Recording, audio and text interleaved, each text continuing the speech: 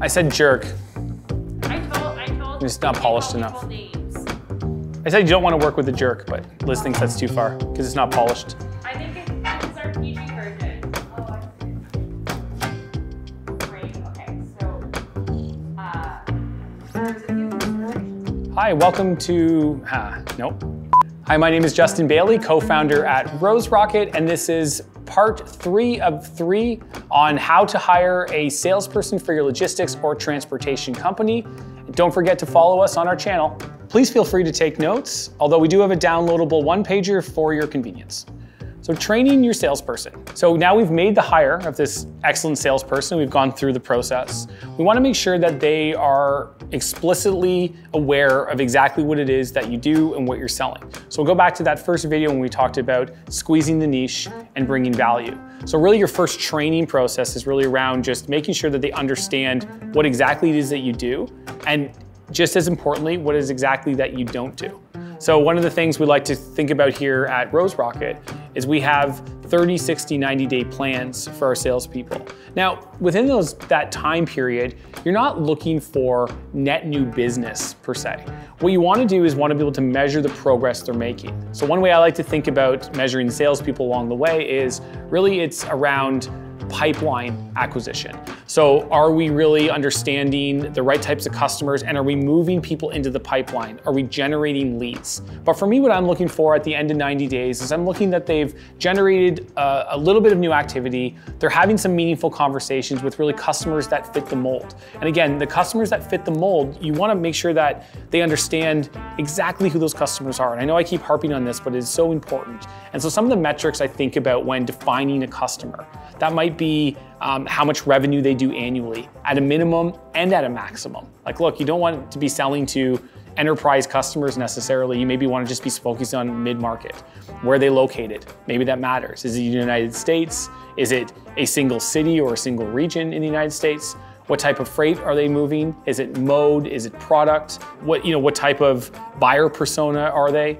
And again, really figuring out the value that you offer and then checking the boxes against, what those people would look like really develops that buyer persona. So what I'm looking for is in my pipeline, are there customers that check all the boxes there? And we know that we should have a reasonable idea and a way to close them because we know that they check all the boxes. I think it's early in the process still that you don't want to be getting too critical about how long things take to move from I have a really good opportunity to they're moving freight with us now, because I think that process is really yet to be defined by you as a business in that this is your first hire or second hire. So until you kind of get down to knowing what your pipeline velocity is and how long it should take things to move through the pipeline, you really want to measure that and watch that and coach through that and not be in a rush necessarily, because it may not be the salesperson's inability to move things through the pipeline. It could be operational challenges you have as a business. It could be something else that you're not aware of in that cycle. So use this as an opportunity to understand what the buying cycle is going to look like. And then in the future, you can start trying to optimize that. It certainly, again, is going to require patience, but you're not looking for closed business in that first 90 days. You're looking for meaningful pipeline generation and meaningful conversations with customers who fit your unique value prop. So let's define expectations for the salesperson. So really at this point, what we're trying to figure out is how are we going to get leads into the pipeline, and how are we going to get the salesperson having success down the road? So some of these ideas could be maybe you outsource lead generation for the salesperson. Maybe they're going to hunt those leads for themselves because they have a good existing idea on who those customers might be. But I think the key here is you want to co-create that success with your salesperson. You want to both be on the same page, and you want to come at it with somewhat of a blank page and a blank slate, that is. Because if you think about it, this may be your first time even really managing a salesperson in any meaningful way. And this salesperson may have 10 years, 20 years experience in selling. So the odds are they probably have seen or know maybe more about this than you do. And so kind of working together to collaborate on what does success look like. Allow the salesperson to say, in 2 years from now, I want to be making $100,000 or $1 million or whatever that number is. And really use that to reverse engineer and say, okay, well, based based on the compensation arrangement that we have, you would need to do this much business. And you can start breaking that down on sort of a quarterly basis going backwards. And so you get to a place where if we take the first 6 months as more or less training, onboarding, and learning and filling that pipeline, we can start looking at from month 7 on to say, okay,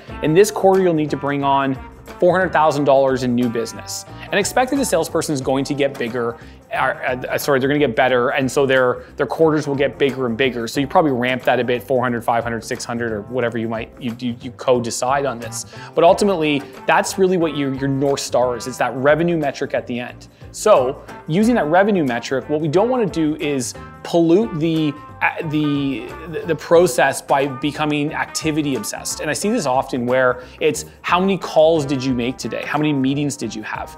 Who cares? It's really about how much revenue are they producing. So I think we need to get off of this again. We will move into a place when you have to be very careful that this is human nature, but when things start going wrong, you'll have a tendency to want to control things. And so by controlling things, that's when you start applying all these really ineffective metrics, make lots more calls and have a bunch more meetings. And it's not really an effective way to do it, especially if that person's not conditioned to do that. It's really anchoring around a revenue objective and making sure that you're on track and that you're understanding when they're failing, how can you support them and prop them back up? And when they're succeeding, how can you pass that knowledge on and kind of capture that knowledge so the next person you bring on, you can take that knowledge and say, look, this is the formula and how in which you have success. And you will know from that point when that person's starting to have success, what the next salesperson needs to look like, that your messaging is on point, that all the things you're doing are working.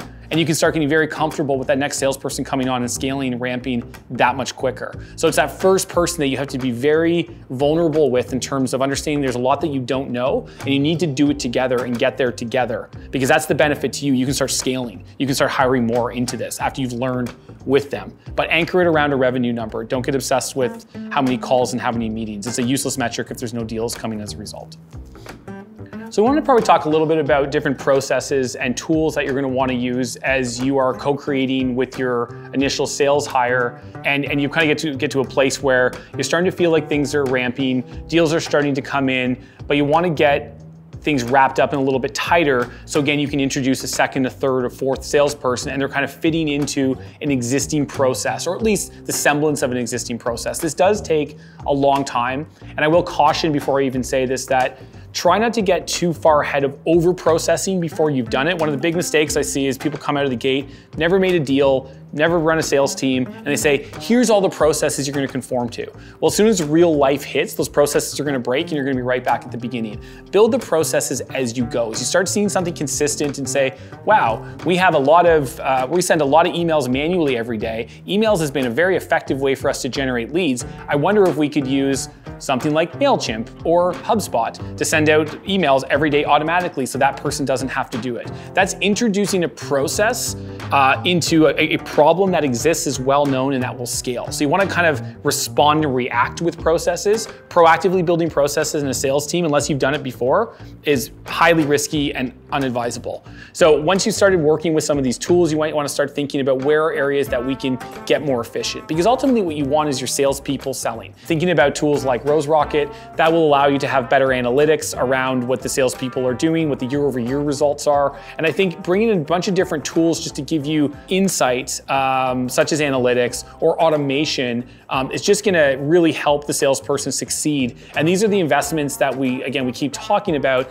And these are the things you're gonna talk to during the sales process, or during the hiring process, to say, hey, look, we're gonna do this together. You're gonna let me know what works for you, and I'm gonna make investments on your behalf to help you have the most success possible and spend as much time closing new businesses and making as much money as possible. But we need to do this together, and we need to fail a little bit at the beginning and figure out where we can shore up parts of the business, and that will eventually become the process. I would say the earliest days, your process is have a daily check-in and have a weekly sales meeting.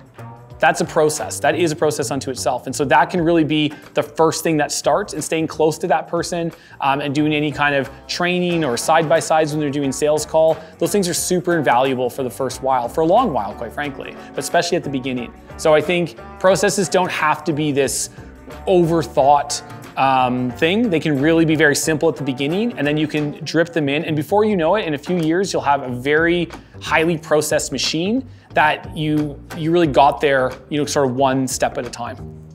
So some final thoughts on how to think about the salesperson's performance over the sort of mid to long term. We spent a lot of time talking about these first 6 months. These first 6 months are about building pipeline and building the muscles to get you to a place where they understand what they're talking, the pitch is good, the customers understand, the cadence is where you need it to be. If you heard them at that 6-month mark, you'd say, this person knows what they're doing and I'm comfortable to buy from this person.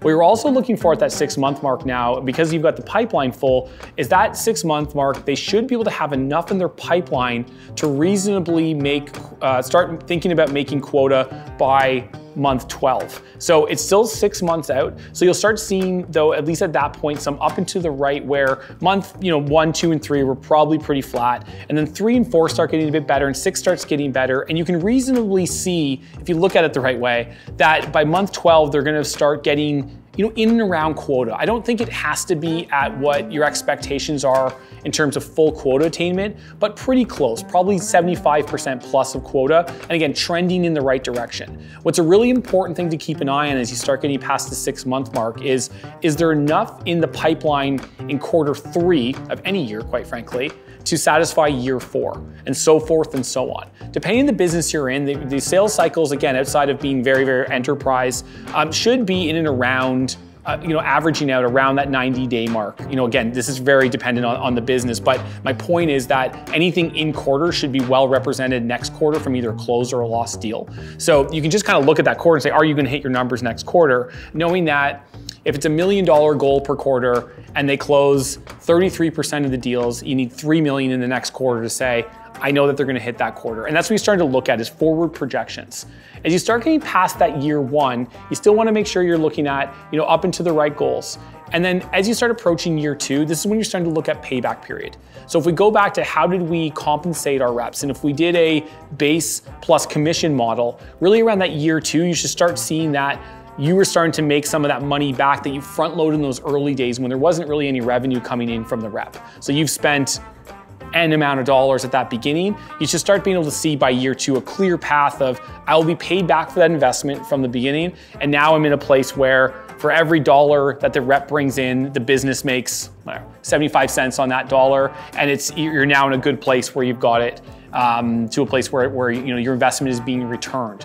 And each subsequent salesperson after that, it should get a little shorter, but the reality is, depending on how you're hiring, those first 6 months are going to be a bit of a trough for most at any time in the business. You can probably at a point, though, get them a lot quicker from the 6 to the 2 year. But it's that first rep, because there's so much learning in that first year between the 2 of you, or 3 of you, depending on if there's another rep involved there, that it's just gonna take a little bit more time. So again, I think it's really being able to trust the process and trust the forward projections of how the data is looking, and just seeing a clear path up and to the right, and that there's still a lot of enthusiasm in the sales team. But if you're committed to that and you're committed to the people you're hiring, there's a really good chance that you're gonna see success with hiring salespeople. Well, that concludes our series on how to hire a salesperson. Don't forget to follow us if you haven't already. Bye for now.